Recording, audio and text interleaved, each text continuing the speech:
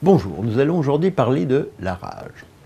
La rage est considérée comme éradiquée en France, mais il n'en va pas de même dans près de 150 pays, puisque l'OMS estime qu'elle tue encore près de 60 000 personnes chaque année, principalement en Asie et en Afrique.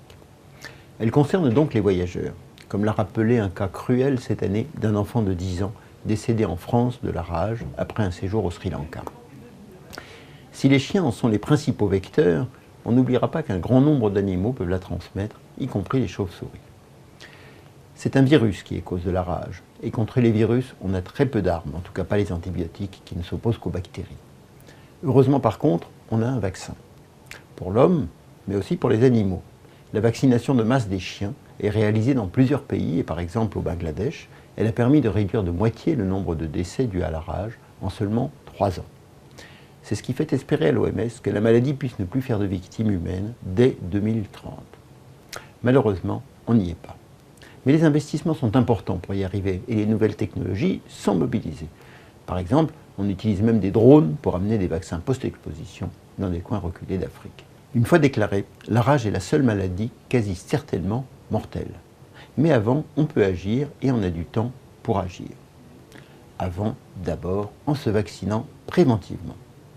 Pourquoi, quand et comment se faire vacciner?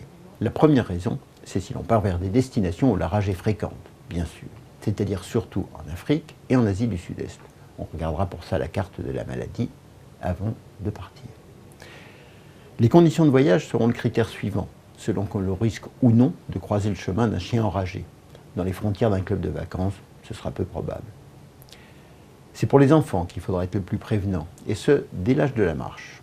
Ce sont eux qui risquent de jouer sans prendre garde avec des animaux enragés et de ne pas forcément signaler une petite morsure. Le récent cas français en est la triste illustration.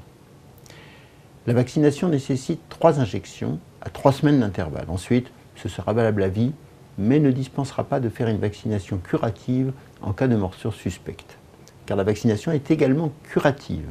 Alors si l'on se fait mordre, il faut dès que possible consulter dans un centre antirabique. Si l'on est vacciné, on échappera aux immunoglobulines, difficile voire impossible à trouver dans les pays à haut risque. Mais une vaccination curative pourra néanmoins être réalisée. Pour revenir à la morsure, retenez au moins une chose, c'est qu'une mesure simple peut sauver la vie. Elle vaut pour toute morsure ou plaie, ou même lorsqu'un animal a léché une peau pas forcément parfaitement saine. Il s'agit d'un lavage immédiat, soigneux, même simplement à l'eau et au savon.